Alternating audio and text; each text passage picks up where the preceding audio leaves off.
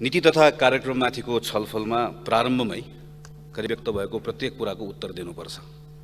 मैले साथीहरूलाई भने प्रतिवेदनको पुनरावलोकन गर्छौँ, राजस्व परिचालन गर्ने कुराको सन्दर्भमा सहयोग सदनमा ल्याउनु पर्नेछ, केही कानुनहरू परिमार्जन गर्नुपर्नेछ। स्थानीय सरकार एक्लैले मात्र काम गर्न सक्दैन। उदाहरणको लागि काठमाडौँको फोहोर स्थानीय शक्ति मात्र, नियत मात्र होइन, केही काम गर्नुपर्नेछ, कानुन संशोधन गर्नुपर्नेछ। यो कारणले गर्दा जोखिम बढ्यो भने त्यो जोखिमलाई वहन गर्न सक्ने भनेको छ, बढ्यो भने होइन। सामान्य सभाको महोदय, जोखिम आइसक्यो। यो जोखिमलाई सम्बोधन गर्ने कुरामा सबैभन्दा बढी सरकारको ध्यान यसमा जानुपर्नेछ। हामीले व्यापार घाटा हामीले हेऱ्यौँ भने करिब 16 खरब रुपियाँको सामान हामी ल्याउने, सामान आयात गरिरहेको अवस्था छ। यसको सबभन्दा ठुलो हिस्सा पेट्रोलियम पदार्थको छ। सोच राख्नै पर्छ। सरकारको नीति कार्यक्रममा परेको छ। उद्योग मन्त्रालयको कार्यक्रम हेरेँ, कृषिको हेरेँ, निर्वाचन हुँदैन भनिरहेको बेलामा बडो शानदार ढङ्गले एकैपटक निर्वाचन सम्पन्न भएको छ। सरकारले आफ्नो नीतिमा भनेको छ, यो पटक आएको स्थानीय सरकारलाई हामी सहयोग गर्छौँ।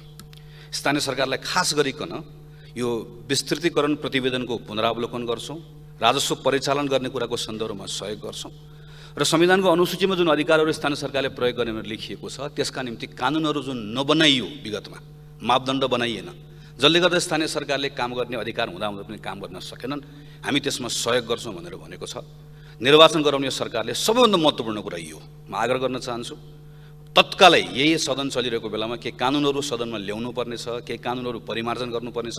स्थानीय सरकार एक्लैले मात्र काम गर्न सक्दैन। उदाहरणको लागि काठमाडौँको फोहोर स्थानीय सरकारले गर्छु भन्दा पनि सङ्घको सरकारले यसमा मद्दत नगर्दै गर्दा यो काम गर्न सकिन्न। त्यसैले यत्रो निर्वाचनपछि आएको स्थानीय सरकारलाई सहयोग गर्ने कुराको सन्दर्भ इच्छा शक्ति मात्र, नियत मात्र होइन, केही काम गर्नुपर्नेछ, कानुन संशोधन गर्नुपर्नेछ, कानुन बनाइदिनु पर्नेछ। सरकारले आफ्नो नीतिमा यसलाई प्रस्तुत गरेको छ, यसलाई तत्काल कानुनमा लिएर जाओस्, मेरो आग्रह छ।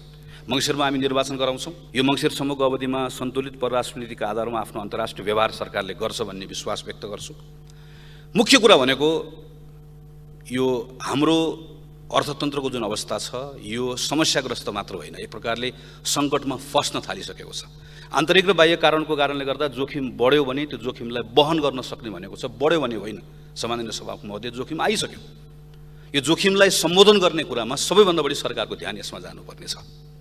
आजको सबैभन्दा ठुलो चुनौती भनेको बिजनेस एज युजुअल गरेर हाम्रो इकोनोमीले धान्नै सक्दैन।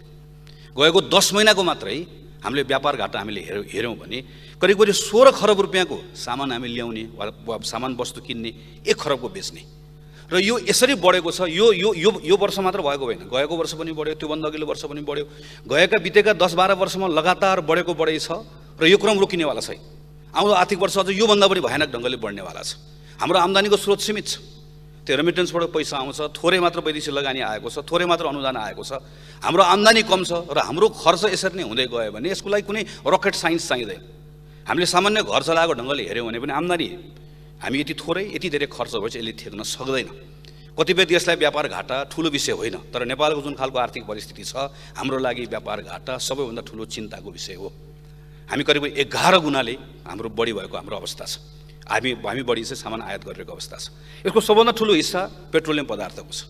त्यसैले पेट्रोलियम पदार्थको करिब 15% भन्दा बढी हिस्सा भएको हाम्रो आयातको हिस्सा भएको ठाउँमा र अन्तर्राष्ट्रिय बजार, त्यसको मूल्य, खुला सिमाना, हामीले चाहेर पनि त्यसको मूल्य केही गर्न नसक्ने यस्तो अवस्थाको बेलामा हामीले पेट्रोलियम पदार्थमाथिको हाम्रो निर्भरता घटाउने महत्त्वकांक्षी हामीले सोच राख्नै पर्छ। अवस्थामा तलमाथि सजिलैसँग गर्न सकिने अवस्थाले सधैँभरि हामीलाई खतराको डिलमा पनि उभिआएको छ।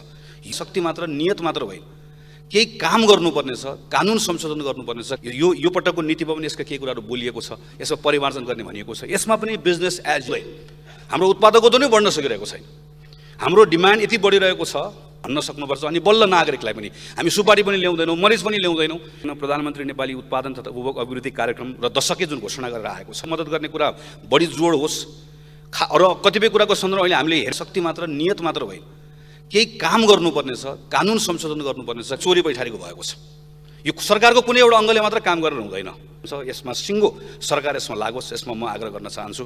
अघि नै पनि कुराकानी उठ्यो, करिब घन्टौँको एउटा लामो गन्थन प्रस्तुत भइसके पछाडि मलाई केही साथीहरूले भन्नुभयो यो गन्थनमा व्यक्त भएको प्रत्येक कुराको उत्तर दिनुपर्छ। मैले साथीहरूलाई भने प्रश्नको उत्तर हुन्छ, विचारमा टिप्पणी हुन्छ, प्रतिक्रियामा सहमति व्यक्त हुन्छ, असहमति व्यक्त हुन सक्छ, तर कुण्ठामा त्यस्तो केही पनि हुँदैन।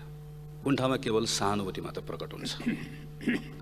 त्यसैले यो बेलामा साथीहरूले भन्नुभयो घन्टौँ बसेर बोल्ने, मैले भने यतिखेर रन्थनिएको बेलामा बसेर उठेर सुतेर जसरी बोल्न दिए पनि हुन्छ, पलटी कसेर बोले पनि हुन्छ, एक खुट्टामा टेकेर बोले पनि हुन्छ।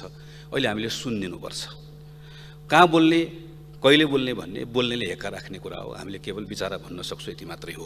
यदि छ त्यो परिवारले त्याग्न सक्दैन, त्यहाँ राहत उसले प्राप्त गर्ने अवस्था हुनुपर्छ। चाहिँ वर्षको 1 लाख 2 लाख भनेर ल्याइरहेका छौँ। यो स्वास्थ्य बिमा वर्षको 1 लाख 2 लाख होइन। यो नीति कार्यक्रम पछाडि जब हामी बजेट कार्यक्रम ल्याउँछौँ, यसमा ध्यान जाओस्। म आग्रह गर्न चाहन्छु सम्मान्य सभाको मध्य म टुङ्ग्याएँ। पेट्रोलियम पदार्थको मूल्य वृद्धि हाम्रो आफ्नो नियन्त्रणमा मात्र छैन। प्रति ब्यारल करिब चाहिँ $70 भएको ठाउँमा अहिले $170 पुगेको छ। तर यो भनिरहँदै गर्दा जसरी हामीले भारत सरकारले गरेको हेऱ्यौँ, यो बेलामा यदि